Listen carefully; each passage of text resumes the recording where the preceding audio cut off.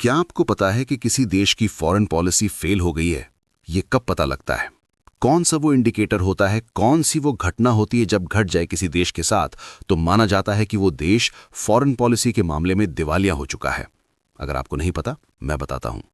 दरअसल इस घटना को कहा जाता है choose one of the two, यानी कि किसी देश को जब दो ऑप्शन दिए जाएं और उसमें से वो कोई एक चुन ले, समझो उसकी फॉरेन पॉलिसी फेल हो गई। और अगर आप नहीं समझे तो आज की ये खबर आपको आसानी से समझा देगी। यूएई और सऊदी अरब दो देश हैं। कई लोग यूएई को नहीं जानते। दुबई का नाम आपने सुना होगा, यूएई का ही वो एक शहर है। खैर, आज की तारीख में यूएई और सऊदी अरब के बीच में जोरदार टक्कर चल रही है। एक दूसरे के प्रतिद्वंदी बने हुए हैं कि कौन पूरे अरब वर्ल्ड का सबसे ताकतवर, सबसे मजबूत और अमीर देश है। इसको लेकर दोनों देशों ने अपने अपने खेमे बना लिए हैं। कोई देश चूज कर रहा है सऊदी अरब को सपोर्ट करना, तो कोई यूएई का समर्थन कर रहा है, जैसे कि पाकिस्तान समर्थन कर रहा है इस समय सऊदी अरब का। लेकिन जो बड़े देश हैं, सक्सेसफुल देश हैं, ताकतवर देश हैं, वो किसी भी खेमे को नहीं चुन रहे। मतलब अमेरिका की बात ले लीजिए। अमेरिका कभी नहीं चाहेगा कि सऊदी और यूएई में से किसी एक को चुनने का ऑप्शन मिले, इसीलिए वो दोनों के साथ है। भारत को ले लीजिए। सऊदी अरब ने हमारे कट्टर दुश्मन देश पाकिस्तान के साथ एक बहुत बड़ी डिफेंस डील करी है, जिसमें कल को पाकिस्तान पर हमला किया जाए तो सऊदी अरब उसका साथ देगा। लेकिन इसके बावजूद हमने सऊदी के साथ संबंध नहीं सुधारे। हमारे यूएई के साथ भी उतने ही मजबूत संबंध है आज की तारीख में जितने सऊदी के साथ हैं। चीन को ले लीजिए। चीन का भी सेम सिस्टम है। सऊदी से भी हाथ मिलाओ, यूएई से भी। और इस पॉलिसी का फायदा बहुत ज्यादा है। फायदा ये कि भारत को ले लीजिए। हमने दोनों से संबंध बनाकर रखे हैं, तो दोनों भारत में जमकर इन्वेस्ट कर रहे हैं। उल्टा दोनों के बीच में रेस लगी है कि भारत की जो इनॉर्मस मार्केट है, भारत जो एक उभरती हुई ताकत है, वहां पर कौन ज्यादा इन्वेस्टमेंट करेगा, कौन भारत के साथ अच्छे संबंध रखेगा। इसको लेकर दोनों देशों में कंपटीशन चल रहा है। और इसका फायदा किन्हें मिल रहा है? उन देशों को जिन्होंने दोनों के साथ संबंध रखे हैं। क्योंकि दोनों देश चाहते हैं कि ये जो ताकतवर देश हैं, चाहे भारत हो, चीन हो, अमेरिका हो, ये हमारे खेमे में आ जाएं। और अपने खेमे में लाने के चक्कर में दोनों देश बहुत कुछ दे रहे हैं हमें। लेकिन जिन देशों ने खेमे चुन लिए हैं ना, उनकी फॉरेन पॉलिसी हो चुकी है फेल। कैसे? स्क्रीन पर आप देखिए।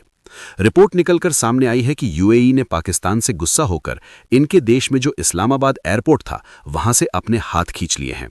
ये पाकिस्तान के लिए इस साल की नहीं, पिछले 3-4 साल की सबसे बुरी खबर है। ऐसा क्यों?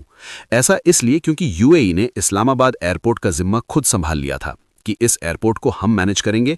आपकी राजधानी का एयरपोर्ट है, इसे खूबसूरत बनाएंगे, बेहतर करेंगे, इसका मैनेजमेंट अपने हाथ में लेंगे और जैसा दुबई एयरपोर्ट है ऐसा इसे बना देंगे। जिससे होगा ये कि एयरपोर्ट की कमाई होगी, जिसमें आपका भी हिस्सा होगा, हमारा भी होगा। पाकिस्तान के लिए तो डबल खुशखबरी थी। एयरपोर्ट की कमाई बढ़ रही थी, उल्टा इस एयरपोर्ट के आसपास इकोनॉमिक जोन बना रहा था यूएई। अरबों डॉलर इन्वेस्ट करने वाला था, वो सब मिट्टी में मिल चुका है।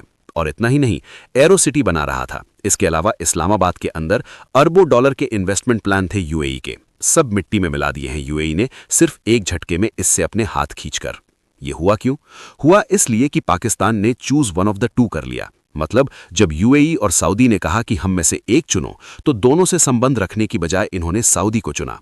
इस वजह से यूएई नाराज है और इसका खामियाजा अब पाकिस्तान आगे भी भुगतेगा, क्योंकि यूएई पाकिस्तान का बड़ा मददगार रहा है। जब जब इनकी अर्थव्यवस्था संकट में गई है, जब जब इनका देश बैंकरप्ट होने की कगार पर गया है, यूएई ने अरबों डॉलर देकर इनकी मुद्रा पाकिस्तानी रुपए को बचाया है, इनके सेंट्रल बैंक को बचाया है, इनकी इकोनॉमी को भी बचाया है।